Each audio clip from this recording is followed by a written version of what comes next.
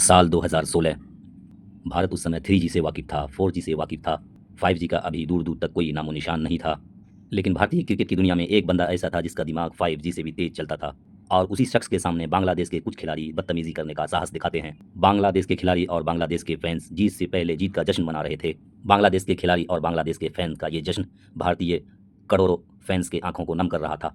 भारतीय फैन्स उस पराजय को स्वीकार कर चुके थे। फिर एक वक़्त ऐसा आया जिस वक़्त भारतीय क्रिकेटर की आँखों नम थे, भारतीय फैन्स की आँखें नम थी और बांग्लादेश के फैन्स खुशी मना रहे थे। तो ऐसा एक वक़्त आया जिसमें 5G से तेज़ दिमाग रखने वाले उस कप्तान ने कुछ ऐसा कारनामा किया जो बांग्लादेश के फैन्स और बांग्लादेश के खिलाड़ी का जश्न मातम में बदल गया। ये क्रिकेट इतिहास में एक ऐसा समय था जिसको कि हारा हुआ भारतीय टीम जीत के सिंहासन पर बैठ चुका था और जीत के सिंहासन पर बैठा बांग्लादेश भारत के कदमों में गिर चुका था। इस कारनामे को बांग्लादेश के क्रिकेटर और फैन्स एक साजिश का नाम देते हैं। बांग्लादेश के फैन्स और बांग्लादेश के क्रिकेटर अपने हर पराजय को भूल सकता है, लेकिन ये पराजय को कभी नहीं भूल सकता और बांग्लादेश के क्रिकेटरों की आने वाली पीढ़ियां भी इस मैच को सालों साल याद रखेगी। आखिर उस मैच में क्या हुआ था, आखिर उस दिन क्या हुआ था, आखिर उस दिन 5G से तेज दिमाग रखने वाले महेंद्र सिंह धोनी ऐसा क्या किए थे। मात्र 2 सेकंड के अंदर उस 5G से तेज दिमाग रखने वाले इंसान ने बता दिया था कि मैं बदतमीजी करने वाले को कभी नहीं छोड़ता हूँ। तुम तो सिर्फ बांग्लादेश के गिने गिनाए सिर्फ 11 लोगों की फौज हो। नमस्कार दोस्तों, स्वागत है आपका इंडियन स्पोर्ट्समैन न्यूज़ में। मैं एमडी अनवर आप लोगों को बता देना चाहता हूं कि मैं इसी तरीके का वीडियो लाता रहता हूं। आप अगर नए हैं तो हमारे चैनल को सब्सक्राइब कर लें और वीडियो सही लगे तो उसको लाइक और कमेंट जरूर करें। इस कहानी का प्रारंभ होता है साल 2015 से।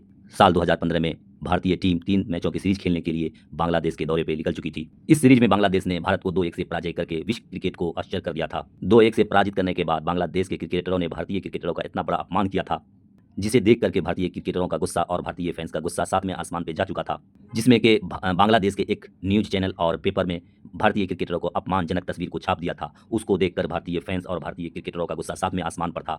उस घिनौने कार्य को मैं दिखाना नहीं चाहता हूँ। भारतीय क्रिकेटरों को सर के बाल को हटा करके उनको अपमान किया गया था और एक और तस्वीर थी जिसमें भारतीय कप्तान महेंद्र सिंह धोनी को अपमानजनक तस्वीर को छापा गया था। उस तस्वीर को भी मैं दिखाना नहीं चाहता हूँ, वो बहुत अपमानजनक था। ये सब कुछ क्रिकेट के इतिहास में पहली बार हो रहा था। वो सब अपमान जो बांग्लादेश के क्रिकेटर, बांग्लादेश के पत्रकार, न्यूज़ चैनल जो किया था, उसका बदला बांग्लादेश को भारतीय क्रिकेटर ने सन 2016 के उस मैच में दे दिया था। खैर 2016 के एशिया कप के फाइनल में बांग्लादेश पहुंचा था और उस फाइनल में बांग्लादेश को भारत के आगे शर्मनाक पराजय होने के बाद उसका सपना चकनाचूर हो चुका था। ये एक ऐसी पराजय थी जिस पराजय को बांग्लादेश के क्रिकेटर, बांग्लादेश के फैंस, बांग्लादेश के लोग भूल नहीं पा रहे थे। ये एक ऐसी हार थी जो कि बांग्लादेश के क्रिकेटरों को, बांग्लादेश के फैंस को चैन से सोने भी नहीं दे रही थी। बांग्लादेश के क्रिकेटर इस हार का बदला लेने के लिए वक्त का बेसब्री से इंतजार कर रहे थे। 6 मार्च 2016 को बांग्लादेश भारत के हाथों हारा था और वो ठीक 2 दिन बाद T20 वर्ल्ड कप प्रारंभ हो रहा था। 2016 के T20 वर्ल्ड कप के 25वें मैच में 23 मार्च 2016 को बांग्लादेश आ खड़ा हुआ था। ठीक 16 दिन के बाद बांग्लादेश भारत को पराजय करने का सपना मैदान में लेकर के आता है और इस मैच में भारत की तरफ से शेखर धवन और रोहित शर्मा पारी का प्रारंभ करने के लिए आते हैं और शुरू से इस मैच की कहानी भारत के खिलाफ होती चली गई। रोहित शर्मा और शेखर धवन रन तो बना रहे थे, लेकिन जिस स्पीड में रन बनना चाहिए उस स्पीड में नहीं बना पा रहे थे। भारत अपना 5 ओवर खेल चुका था और भारत के खाते में सिर्फ 28 रन आए थे, लेकिन कोई विकेट नहीं गया था।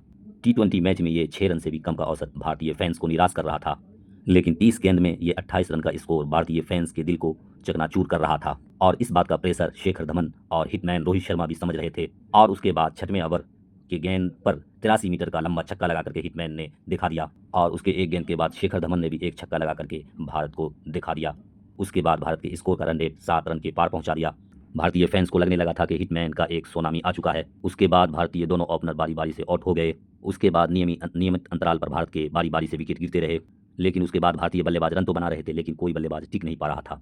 और इस मैच में रोहित शर्मा ने 16 बॉल पे 18 रन बनाए थे और आउट हो गए थे और शेखर धवन ने 22 बॉल में 23 रन बनाए थे और विराट कोहली ने 24 रन बॉल खेल करके 24 रन बनाए थे और सुरेश रैना 23 बॉल में 30 रन की पारी खेल के जा चुके थे और इसी के साथ भारत के 4 विकेट खो करके 112 रन इकट्ठा हुए थे। उसके बाद आते हैं हार्दिक पांड्या। हार्दिक पांड्या के आने के बाद भारत ने अपने पूरे 20 ओवर खेल करके 7 विकेट पर 146 रन 20 ओवर में बना लेते हैं। उसके बाद बांग्लादेश के सलामी बल्लेबाज आते हैं खेलने के लिए और आखिरी में बांग्लादेश को 2 गेंद पे 2 रन था, लेकिन अभी भी उसके 2 विकेट सुरक्षित थे। अब लग रहा था कि भारतीय फैंस का दिल धड़क रहा था और भारतीय क्रिकेटरों का दिल धड़क रहा था कि अब ये मैच हमारे हाथों से जा चुका है। लेकिन उसके बाद माही ने कुछ ऐसा किया कि उसको देख करके सब हैरान और परेशान हो गए। हार्दिक पांड्या को ओवर में लगाए।